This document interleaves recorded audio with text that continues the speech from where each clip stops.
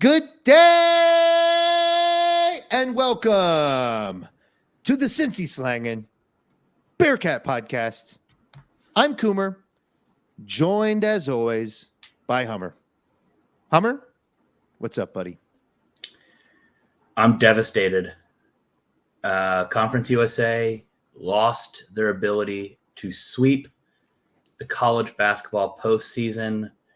Therefore, I have only one wish of the basketball gods, and that's not to let the terrible place that is Storrs, Connecticut, receive another national championship trophy.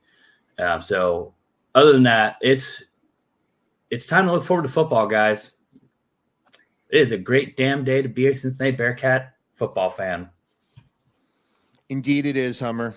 There's still plenty of meat on the bone, as you like to say, with regard to the Bearcats basketball program. But that's for another time, another place. And as of this recording, there's still not a ton of news on that front. No portal entries, no commits. We're just kind of standing still. Our Cincinnati's name is being attached to different players across the landscape, but we're very much in TBD mode with regard to what happens next. But as you alluded to, it is football time. We have a spring game coming up in about 2 weeks. And because it's football time, there's only one person to get back on the podcast, and that would be our beloved friend, the Councilman. Joe Barnett is back on the podcast. Joe, welcome back to the CINCY SLANGIN Bearcat Podcast. Finally, the Councilman has come back to the CINCY SLANGIN Podcast. Far too long. Far too long, Joe. It is that shitty podcast run by those other people. Some might say. I went back through the archives, Joe, to see when the last time we spoke to you on the record was, and this is the record. And it looks like we did a football preview podcast with you for the last season. It was entitled, something along the lines of Returning to Higher Ground. It was recorded in August, and here we are. It's April 2nd, and we're just talking to you again about Bearcats football. So I don't know if A, that's a massive indictment on the season we just experienced with the football team, or B, it's a massive indictment on Hummer and I with regard to our neglecting the Councilman himself. So I think it's a mixture of both. Our apologies. We extend our sincerest apologies to you, sir. I embrace them and I take them deep into my heart. And of course, I'll forgive you. And it's been far too long. It's good to be here with you guys today. It's wonderful to see both of you. We're putting this out on video, and that could be a huge mistake. Time will tell. Before we get into football talk, were either of you partaking in the mania that was Caitlin Clark and the Iowa Hawkeyes pursuing a national championship? And it led to some intense online discord after the fact. I was blackout drunk yesterday, so I unfortunately, even if I were to have seen it, I couldn't tell you if I did. It happened a few hours ago, Joe. So you're still coming out of your stupor, it sounds like. Thank God. Thank God. Hummer, what about you? This is good to make for, I guess, this really anticlimactic pod fodder here, because no, I wasn't. I was navigating the mean streets of Brooklyn, getting so frustrated driving to Goodwill to donate a bunch of clothes from this. It's spring game. It's also spring cleaning, spring purge. So no, I did not. And what did I miss? Good banter. Great banter. She I'm not going to explain the whole experience. I'm not going to explain the whole experience. Just know that there's a female basketball player by the name of Caitlin Clark who stole the nation's heart.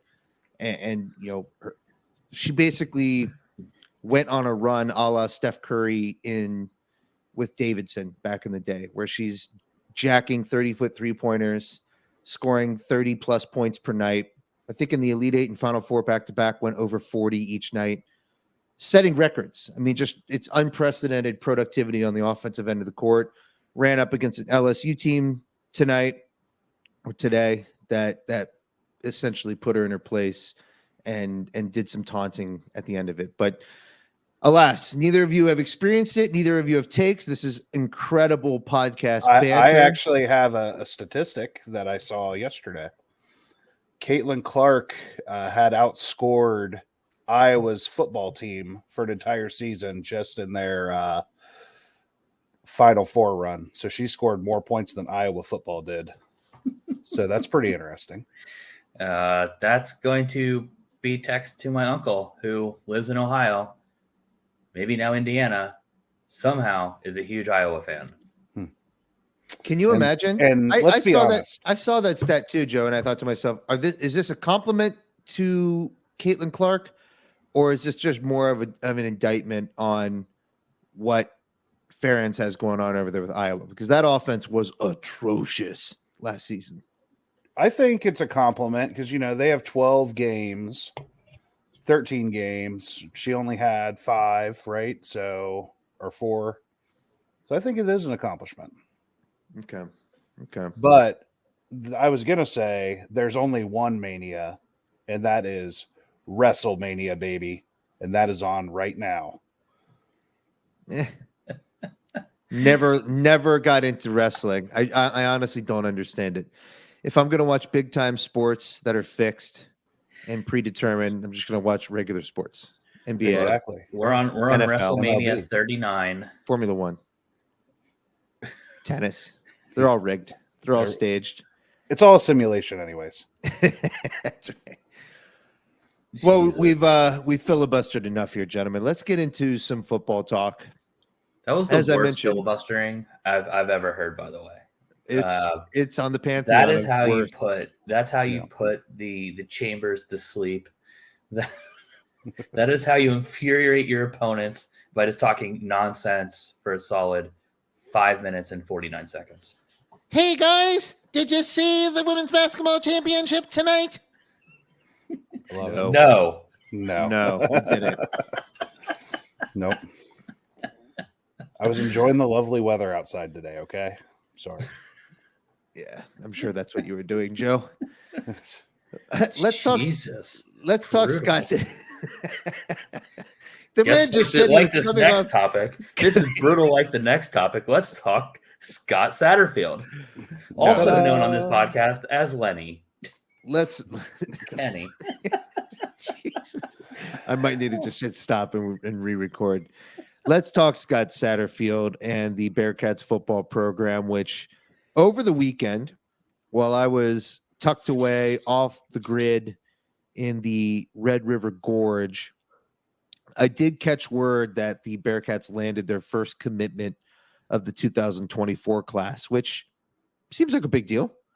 I'm not sure if it's a bigger deal that they got the commitment or that the first commitment happened over the weekend on April 1st or March 31st, whenever that actually came through.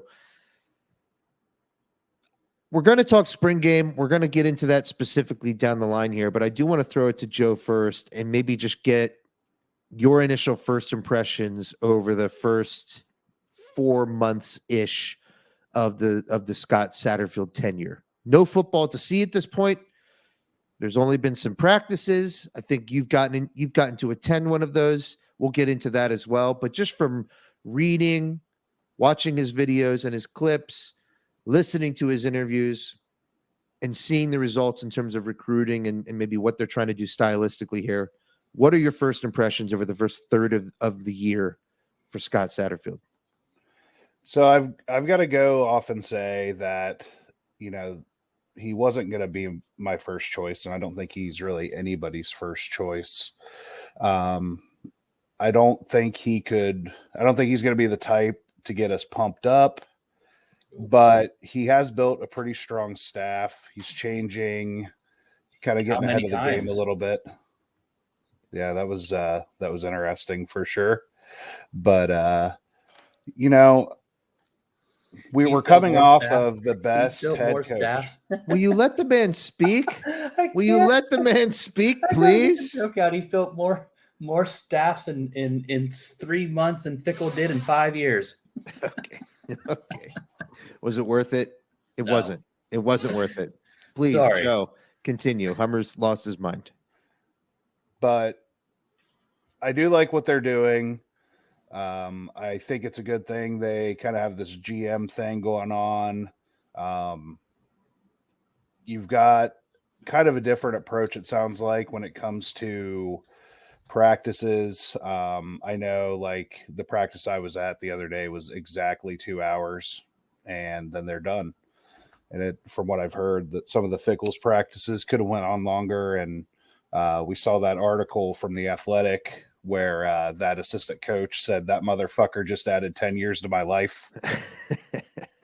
So I think the proof's going to be on the field, when we see results. And going into the Big 12 this year with a new coach and changing the system and all kinds of questions, I don't think we're going to get the answer to that question this season. I think that's only fair, right? I mean, we've just gone through 2 years of Bearcats basketball under Wes Miller, where they're kind of getting their feet under them under new leadership, and it does take time to overcome roster turnover and to deal with culture change. And obviously, Scott Satterfield's transition is dramatically different than what Wes Miller was going through, but his first year is going to be in the Big 12. And it's going to be a drastically different competitive landscape than what Luke Fickell was going through, roughly almost 6 years ago now. What about you, Hum? Just gut reaction to everything you've seen and heard from Scott Satterfield so far. This is, by the way, realize these are just literally gut reactions and feels to everything you're seeing and hearing and reading. Because again, there's no actual football being played. So when Joe puts the emphasis on proof will be in the pudding once we get to see real football played, that's true, obviously. But are you concerned? Are you excited? Are you, pleasantly surprised? Where are you at with Scott Satterfield? The same place I was a few months ago. Meh. And I think Joe kind of alluded to it. It's like, is he a guy who's going to get you excited and fired up right now? No. And I think you're 100% right. The proof is going to be in the pudding. And, I'm not expecting us to, put up 9, 10, 11 win, 12 win seasons right off the bat. I do expect there to be a level of being able to compete in the new league. Big 12 football is not exactly, SEC-esque. It's not the greatest in the land. It's not the worst in the land. So, I don't think we're going to see this gigantic, massive leap in talent on the other side of the gridiron. And I do think that from what we have on the current roster, we should be able to compete. And look at the history of what these past few teams have done. Cincinnati has been putting guys in the draft. There's been NFL talent on our rosters, and it's already been recruited here. Have we had some transfers out? Yes. Are we losing some guys to the draft? Yes. But we still have some guys that are anchoring the squad that are going to allow us to be competitive. So I am looking forward to seeing, what Satterfield is going to actually bring from terms of offensive scheme. I know we're going to be running a new defense. We're not going to be running a 3-3-5. I know we're moving Dante. Corleone's going to have a little bit of a new role, or Malik Vaughn's going to be having a new role as I'm going through 3 names to get to the one I actually want to get to, Deshaun Pace. We're not really utilizing that hybrid linebacker as much as what we're going to be doing. So I'm really curious to see what these new schemes are going to be able to do. And honestly, I think that's the first thing that I want to notice when I get to watch them is how are we utilizing the talent on the squad? Because I do think there were some deficiencies with that last year with our coaching staff, is that we didn't appropriately utilize the talent that we did have to win some of these closer football games and to actually – I think 9 wins was too. I don't think we achieved as much as we should have last year. I think last year's squad was better, but I just don't think it was used right. I've seen these comments. Joe, you're muted, but the revisionist history that this fan base has started to go through with regard to the Luke Fickell era, and I'm probably speaking to the wrong crowd. I kind of know and have a feeling where Joe falls on this, but things were really good under Fickell, really good. Okay. And we did a lot of winning. We tended to largely maximize what we had. Now, I think if we were ever going to offer a counter to that theory, it would be the Cotton Bowl, circa 2021. I do have some qualms with the coaching staff's approach in that game. But all things considered, the player development that we've experienced over the last 4 years, the winning that we've experienced over the last 4 years, I mean, this guy was unprecedented at Cincinnati, and it feels a bit empty or hollow to go back and say, yeah, we weren't achieving what we should have been achieving. Am I wrong? I think last year's team looked uninspired for the most part. I mean, something was off all year. They didn't have that same intensity they had in the playoff season. So, I mean, I think you can look back at it and it is revisionist history, but you look back at it and you kind of say, oh, well, maybe, he already had a foot out the door last season and the schemes were just off. But again, that is the past, baby. It is the Scott Satterfield era. Well, let's keep in mind when you talk about any past teams, there's always a bit of revisionist history being involved. The what ifs, what if Mick Cronin calls a timeout and Nevada actually does a good job of calming his guys down to play defense? What if Kenyon Martin doesn't break his leg? What if this and if that happens? So I think it's fair to go back and kind of analyze what we did see. And Kimmer, this is the last I'll talk about it, but the Cotton Bowl, we had two starting rookie starters in our backfield. Secondary. And we didn't really use any unique schemes. We just kept sauce like we did all season to the boundary and let them move their best wide receiver across the field and not follow him, not shadow him. I just can't let the podcast get derailed on behalf of a conversation we've had many times. I just want to make sure listeners don't forget the fact that you were literally arguing against this at the time and that you were defending the game plan and thought the game plan was perfectly fine. Look, there were no revisionist history. You get a chance to sit on it. You get a chance to think about it. I rewatched that game. It wasn't pretty, wasn't fun. And, you pick up new things. And, that's the beauty about being a good politician is that you can change your mind when someone else has a good idea. So let's talk about some first impressions of Scott Satterfield and whether they're positive or whether they're negative. Scott Satterfield apparently doesn't curse. Is this a positive impression or a negative impression? I'll tell you, I didn't hear him cursing on Wednesday, but there were quite a few F-bombs flying around. So clearly he doesn't mind them being used as a motivational tool. What's he say? Like when he's mad, does he say like God nabbit? Or no, I don't think he says God either. I think he says gosh darn it. Dadgummit. Are there any article about this on The Athletic, I think, when he was at Louisville. So I mean, that's a strange vibe from a head football coach at this level. It clearly doesn't like hinder him. I mean, he's had some decent amount of success, but there was a viral clip that went around of Kirby Smart's pregame message to his team before they went in to play TCU, which, by the way, for Hummer, as tepid as you are in the Big 12, they did make the national championship game last year. So we're going into a conference that was able to produce a college football playoff entrant. Hey, the athletic conference then must have been just as ballsy as the Big 12 because we were able to produce a college football playoff contender as well. Okay, let's just throw out brains. Why not? Yeah, I am. I'm just saying, like, I don't know. Like, yeah, you can have a good season. You can have a couple good teams, but the Big 12 isn't some juggernaut from top to bottom. It's a hell of a lot better than the American Athletic. Hey, Tulane won their big game. True. True. So the no cursing is certainly an energy. The 2-hour prompt practices, the whole idea there is what, Joe? What's the mentality behind this practice idea?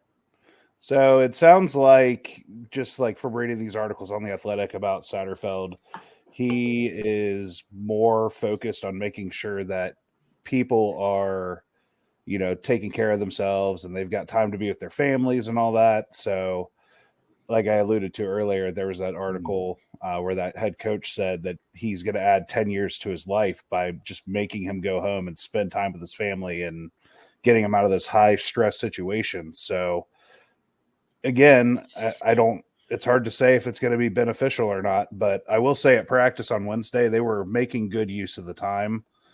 No one was idle.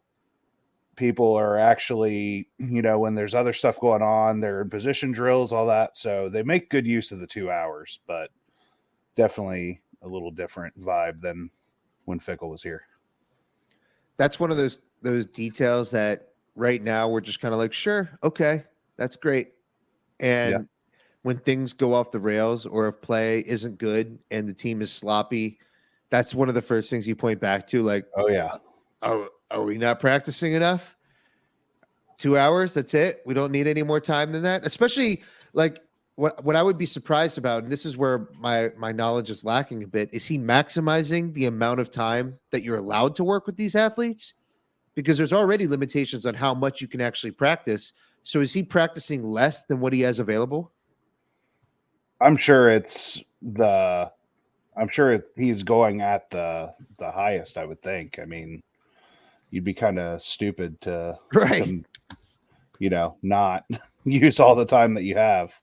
That's what I'm saying. So, but also you're too, saying like shorter chunks, work smarter, not harder, but we're going to do it for quicker bursts, less drawn out practices. But at the same time, like spring practice is happening. Is Scott Satterfield using every possible moment he can with the team to get reps in? Yeah, that I'm not 100% sure of, but if he's using less than he's allowed, then that's certainly a vibe. Certainly a red flag is what I would call that. From the NCAA.com, practices can be conducted over a 34-day period with 20 hours per week of unrestricted activities. Players must receive 1 day off per week, and 15 on-field practice sessions may be held with no more than 12 involving contact. Full contact may not occur until the third practice. So we'll have to do some additional digging there. That's when we take offline and do some digging and see what we can drum up. Maybe talk to the athletic beat reporter about it. But look, Joe's got some goods. Joe got to, and you can maybe provide some background, Joe. You were at Nippert Stadium observing practice and providing, let's say, event by event live updates on the Catskiller Social Club server, Discord server. So set the scene. Why were you at Nippert Stadium? Why were you watching practice? How did you end up in this situation? Talk to me. I was visiting a customer in Camp Washington on Wednesday afternoon, and it was a nice day, and I didn't want to go back to work. And I knew that they were going to have practice on Wednesday, so I just shot a message to Chad Brendel. He's a decent guy, even though he hates our shitty Discord. And I asked him if practice was at 3, and he said, yeah. And so I went up to Nippert Stadium and took in the sights, and I decided to post it on the Discord, as kind of a little treat to all of our subscribers there. Doesn't that make it nice that it's at Nippert? I know because the bubble is being torn down, but Nippert being an open venue, like if this would have been held in the bubble, would you have been able to get in? Is that somewhere? Do you sneak in? Do you become a ninja? What happens there? I mean, if it was in the bubble, I'd probably try and sneak in, right? Or we might ask for the right credentials and not get a response like last time. I'm picturing Joe, the Councilman Barnett, like tiptoeing around the stadium, trying to be discreet, hiding from onlookers. There's nothing to see here. I'm just merely an observer. I'm just a fly on the wall. Did you get to see the entire practice? I left with about 5 minutes left to go, but I was there through session 19. I think they do 20 sessions. Okay, well let's go through here. Maybe on the fly. I want to kind of get a rapid fire through some of the most important or interesting takeaways you have from practice. So if you're thinking like, do you have a top 10 list? Do you have an idea of how to take us through this? But like how How do you want to go through it? Does it make sense to go top 10 observations, shitty observations from the Bearcats practice, or how do you want to approach it? So I'll just give a quick rundown because I don't think I have a top 10 list that I could hit on the fly here. But It might be some fun of to the watch you try, though. yeah. Can you get me pumped? Do you have anything that's can you get me fired up? I will tell This you, podcast needs some juice, Joe. Give us some juice. right in the middle of one of their sessions, they crank the speakers up and you hear, pump it up. You got to pump it up. Don't you know, pump it up. You got to pump it up. Don't you know, pump it up. You got to pump it up. And then they did they all screamed onto the field. They kicked a high pressure field goal. It sailed to the left, which is pretty much on par for the course, but kind of in the middle of practice, they just go for this random juice session. We're going to just kick a field goal, high pressure, boom. And then they just go back into other position drills. It was pretty Fucking wild. shanked it. Shanked it. This is Joe. Joe, I'm just gonna recap what I was just told, right? Just to make sure I got this right. Yep. I wanted you to pump me up, wanted you to get me excited and fired up about something you saw, and it was that they stopped everything, they played, pumped it up, and then we did what we normally do when we kick 50% of our field goals, which is miss it wide left. Yeah, that should pump you up. Things are going to be good, baby. It's going to be Back, like the last baby. few years. We're back. Nothing's changed, baby. Nothing's changed. Everything's Nothing's the same. changed. It's all changed, but it's all the same. Fear not, Bearcat fans. It's all the same, but different, but the same. Well, I'm going to cede the floor. We're going to cede the floor to Joe. You're going to start taking us through some of your observations, and we're just going to interject and chime in when something catches our ear. We want to joke about it. We want to laugh about it. We want to ask deeper questions. But take us through your experience. Take us through your observations of we'll call them the councilman's shitty observations of Bearcats practice. So I'll set the stage with kind of how practice goes. So they did for the first hour, they did a lot of position work. They did some stretches, all that exciting stuff. But the second hour of practice is when they break it into 20 sessions. And they were actually doing a lot of drill work. I got to watch the quarterbacks throw. I saw the running backs training with their coach. It looks like they're going to have the option to try and find holes instead of just running to the same spot every time, unlike last year. So they're going through these drills, and then they'll jump into a live session. I want to ask one question before we get too far away from it, because you said you mentioned you got to see the quarterbacks throw. And there's so much meat there because we have how many? 7, I think, technically on the roster at the moment. I think there's five scholarship quarterbacks, I think, right 5 now. scholarship, yes. Give me some observations from what you saw from the throwing there. Well, Evan Prater threw what I saw as one pass the entire practice, and he wasn't working with the rest of the quarterback group, which I thought was very odd. Now, I have read that he's dinged up, but I don't know. There might be something going on there. Are we reading the tea leaf? I'm reading. There's some tea leaf reading there. Yeah. Is Evan Prater the odd man out? Joe Barnett. Oh, without a doubt. I mean, we saw what we had with him last year. So, I think when you go out and get a guy like Emory Jones, who kind of has a similar skill set, that should kind of tell you what you need to know.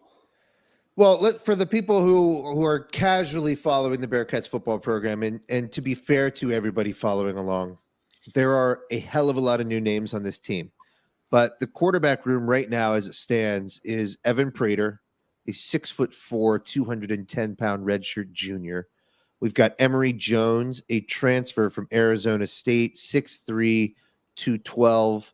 And again, he's Arizona State by way of Florida, actually. You've got Brady Dragish. How am I saying his name, Joe? I've never heard it said out loud. Me neither, but sounds good. Okay. Brady. He comes to us from a magical place. Yeah, Brady Dragosh. Where dragons live. Yeah, from House Targaryen. And then there's Brady Lichtenberg, a fan favorite out of Toledo, redshirt sophomore. And then I'm seeing two other quarterbacks on the roster, Jacob Hoying and did I forget to say Ben Bryant? Oh, Goddamn! you sure as hell You did. you Ben completely Bryant! went about this in the worst way possible, because you could have been like, hey, you're gonna recognize two of these names from last year. They battled it out, right? Raider Ben Bryant, and then with some new folks competing for the job. But yes, Ben Bryant is still in the. Hey, folks, there's a bunch of new quarterbacks. Oh, and one who's super familiar and has been involved in one of the most polarizing Bearcat fan debates of the last 10 years. Well, get ready to debate some more this year, boys, because I said when we went and got Emory that this wasn't going to be a battle, and I think it's going to be a battle again. Hey, so tell me what you saw that made you think that. So you're saying Evan Prater off to the side, not working with the group. And honestly, I think anybody with a brain could say that once Ben Bryant decided to come back and play another season with the Bearcats, Evan Prater's time in Cincinnati as a quarterback was on. It was a ticking time bomb at that point. Can we rephrase that? Can we rephrase? Can we say once the coaching staff decided to bring Ben Bryant back? Fair. So I will say Evan was running a lot of running type work in a separate drill while the quarterbacks were throwing. So I don't know if he was working with the line or if they're working on running backs and holes in that, but he did throw one pass in that session, and that was the only pass I saw him throw all day. Was it a dime? No. It was like a 5-yard out, and he threw it low and almost out of bounds. But the guy did. I am very guilty of being an Evan Prater truther, for lack of a better term, last season. I definitely would have liked to see him get reps just on the basis of like, hey, this is definitely not going to be, I don't know. I have regrets, Joe. I admit it. I'm here. I'm regretting. But tell me about the Emory Jones versus Ben Bryant competition that you see formulating here. And is there a third wild card candidate we should start paying attention to? So there's a lot to like about Emory's speed. I'm sure he has good vision because he's, has experience running the ball like that. I wasn't tickled to death with his passing ability. He's thrown a lot of interceptions. I think he threw one when I was there Wednesday that got jumped by Jordan Young, who's our new corner from Florida. So maybe they have some familiarity there. But Ben looked really good passing the ball, but I think we know that his running ability is nowhere near that of an Emory Jones. It's just not on the table. Like, that's not a facet of your game plan at all. Ben Bryant has a cannon. Ben Bryant can stretch the field vertically. Ben Bryant had receivers last season that fit his skill set perfectly in Tyler Scott and Trey Tucker. I mean, he had an absolutely loaded skill set position group from a wide receiver and tight end standpoint last year. This year, I imagine we're definitely taking a step back in that regard. Well, considering that we have one guy on the roster that caught a pass for us last year as a wide receiver, I'd say we're probably going to take a pretty big step back. That being said, yeah. The two of the new transfers, D. Wiggins and Donovan Ollie, they looked really good in practice on Wednesday, and I think they're going to be really solid receivers for us this season. If you had to make a prediction, who's going to come out of this battle for the QB spot? You guys aren't going to like this. I might love it. You never honestly know. I think I might love it if what you're prefacing what by your tone I actually think I might like this. What I saw on Wednesday, Ben was the guy. I think he just looked a lot better.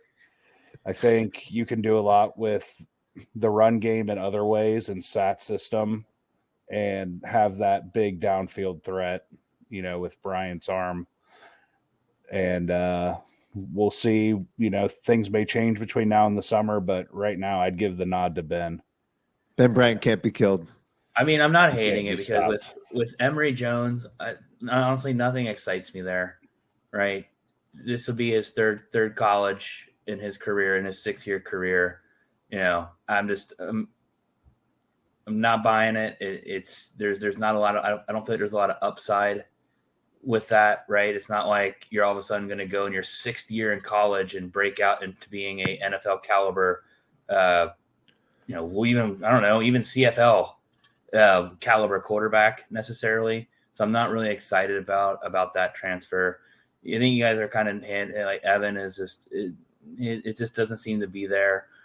And after that, we're looking at freshmen, young players, and Ben Bryant. This would be technically we're his second school, but he's been here. We do know what we got, and there's probably a little more consistency there. So I'm actually not hating it this year as opposed to like the controversy that we had last year of wanting to see what Evan could do. But then once we did kind of get to see it, it was just my favorite word of this year, meh. So I think back to last year, and there was a lot of the conversation preseason on football was Evan Prater versus Ben Bryant. And I know that me personally, Hummer, I don't remember where you landed. I mean, I was rooting for and polling for Evan Prater to win that job. I was there with you. I remember falling back though on a catchphrase that we've repeated time and time again over the last 4 years, which was "In Vic we trust." And the thought was that we trusted him with Des Ridder over Ben Bryant back in the day. We defended that decision in emphatic ways, knowing that these guys and this coaching staff is seeing these quarterbacks day in, day out. That held true again for Prater versus Bryant. And the reality is that it was more of a red flag for Evan Prater and his long-term outlook with the Bearcats that he couldn't beat Ben Bryant out for the job.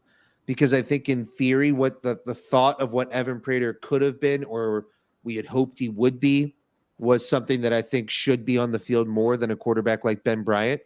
But once you got to see him on the field, like the accuracy was nowhere to be seen. The throwing motion was really, really gnarly. Honestly, the running and explosiveness running the ball wasn't really what I thought it would be. I actually thought he was going to be significantly more explosive than Des Ridder, and I didn't necessarily see that to be the case. So if we're now putting Ben Bryant against a guy who, frankly, I have not that much. I'm sure Emory Jones is a much more reliable candidate than Evan Prater, but I don't think that he's gone anywhere, since his Florida days and kind of blown anybody out of the water. Well, Ben Bryant's gonna win a job over a guy like that, based on his ability to execute a game plan, based on his ability to throw downfield, based on him just being kind of solid. He's a really solid quarterback, but he's not going to be someone who's going to, change your fortunes to an unbelievable degree, in my opinion. I think Ben Bryant has limitations. They're very clear. They're inconsistent, but he will beat out more inconsistent quarterbacks like Emory Jones and like Evan Prater. There's 2 liabilities, and they just move very, very slow, and they're his feet. I think Bryant has some ability to run when he did get the opportunity, but yeah, I agree with everything you said, Coomer. The explosiveness just wasn't there with Evan, and his accuracy issues they didn't make it worth it. Yeah, I was kind of like, oh, maybe Evan Prater, he's not going to be a Lamar Jackson runner, but he's going to be in that mold, and that wasn't true. No, not even. He's not even close to that. But I will say, and Brady Lichtenberg's been around a couple years, and he's got some good arm talent. But Brady Drogosh looked pretty damn good. There we go. Think he's a threat. Now it's time. Yeah, he's not a threat this year, I think, to start. But once he gets the speed of the game down, I think he's going to be really solid, because he's got that right kind of build. He's a big kid. He's explosive when he runs, and he's got really good arm talent. And that's really what Bearcat fans want to hear. Is Yeah. you've got this first year in the Big 12, cobbled together a roster, cobbled together a team that can go out there and, like Hummer said, try and compete against the Big 12 the best you can. I think nobody's really expecting us to burn the house down that first year in this conference, but you do want to start picking up some level of momentum for adding talent, building a culture, building a style of play. And maybe Bryant is sort of the perfect guy to start structuring that around and then you bring in a bigger arm thereafter, a more talented arm. Can Dragosh of House Targaryen actually run the ball too?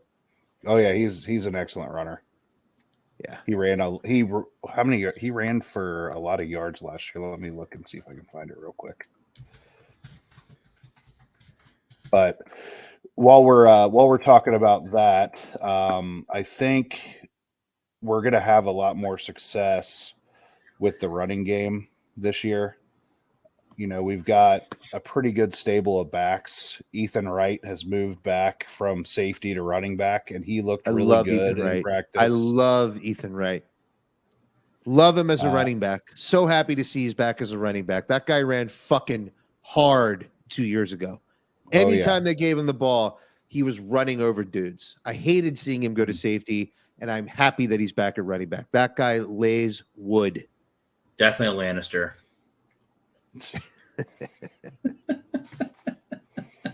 It's Game of Thrones night. I love it. I know. I was like, "What? Which one is Lichtenberg? He definitely has to have a house." It is crowded though. I mean, you've got Wright, but frankly, there's 3 names on there that probably get priority over him at this point, which would be, Corey Kiner is probably the biggest name in that backfield. Ryan Montgomery is always solid. A big Ryan Montgomery guy. Miles Montgomery is always raved about in terms of his explosiveness and potential and sort of being someone as like a dark horse to steal carries. How do you see the distribution shaking out across that backfield? And how are you watching, like when we project this out to the spring game, what are you looking for in the spring game in this running backfield? So I think we're going to see probably a really run-heavy scheme from Sat. I mean, he's run the ball like 30 to 40 times a game sometimes. So we're going to have lots of carries to split around. But what I think is interesting is a lot of the marketing throughout the spring has been featuring Miles Montgomery. And I think he's going to be a dude this year. And I want to see why how wasn't he a looks dude last year? Because preseason his name was popping up. He was the guy who was eye popping. Was it strictly injury? Yeah, he was hurt last year. What was the injury? I don't know. I just know he was hurt. Luke Fickle doesn't. Luke Fickle doesn't. It was a broken heart. It was a broken heart. God forbid. Luke told him right away and made him sign an NDA. He was brokenhearted. So I don't want to go. I don't really want to go fully position by position, but I do want to, as we look forward to the spring game, Joe, and you factor in some of your other observations here from practice. What are you most like? What did you see during practice that is something you're going to be keeping an eye on come spring game? That might be telling. From the offensive standpoint, something I thought was pretty interesting is they were putting Cam Jones in as a 6th offensive lineman, like in a jumbo package, and they were actually putting him in motion. That's a big dude to be coming across the field. So I thought that was pretty interesting. I saw a lot of pistol concepts. So I'm really curious to see how run heavy this team's going to be, because I actually think that could be a positive for this team in the Big 12, because their games are kind of like just boat racing up and down the track field. meets. So track meet. So I want to see that on the offensive side. And then on the defensive side, I saw Deshaun Pace all over the field, all practice. And I am super pumped that they've kind of moved him into more of a safety type role than a linebacker. And I think that's going to pay dividends this season.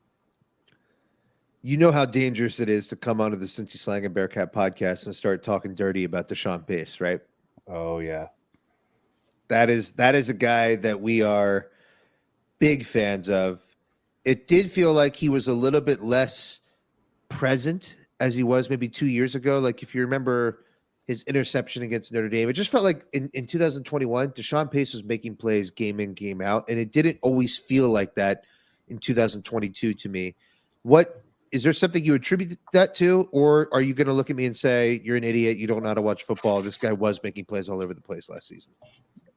I would agree with you. I think he was kind of a disappointment last season.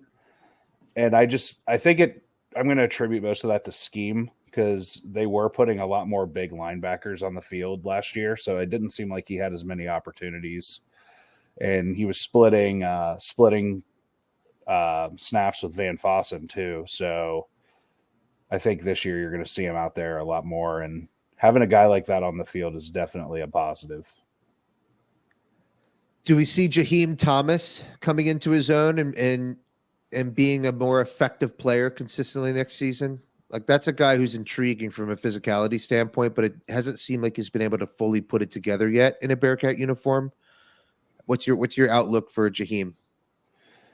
I'm optimistic, but if I told you I noticed him at practice this week, I would be lying to you.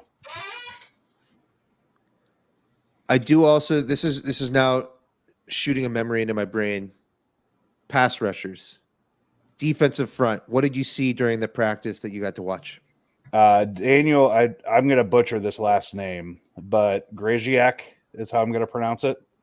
The transfer from Utah State.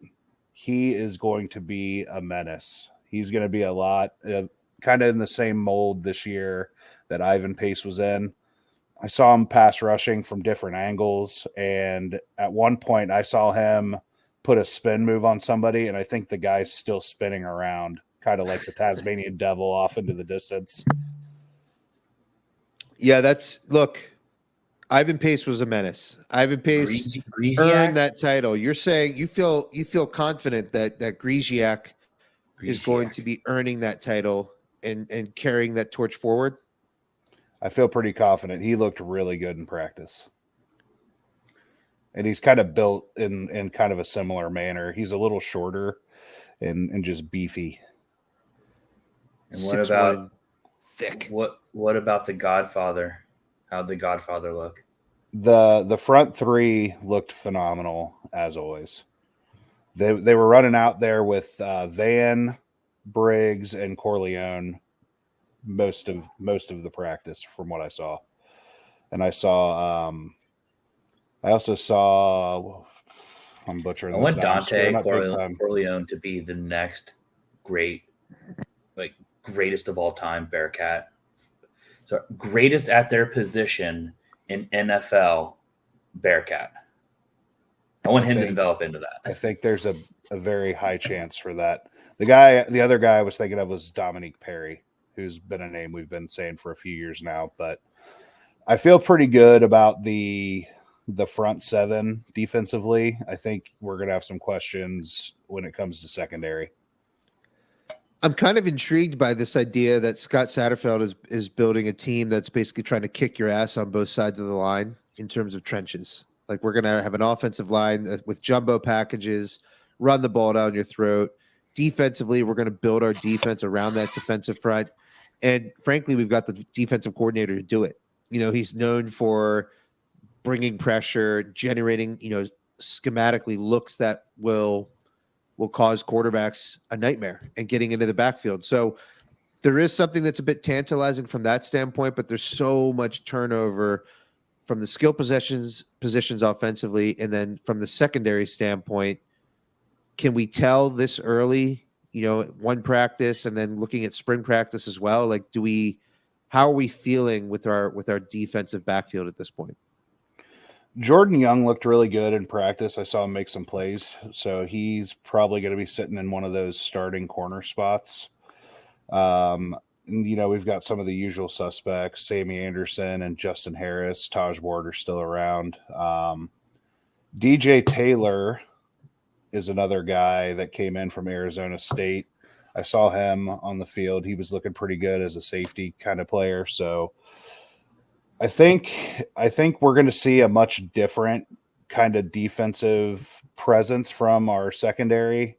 And I think we'd be foolish to think that it's going to be as good as it's been in the past. But different style of defense, lots of pressure up front, try to make the quarterback make bad decisions and hope for the best.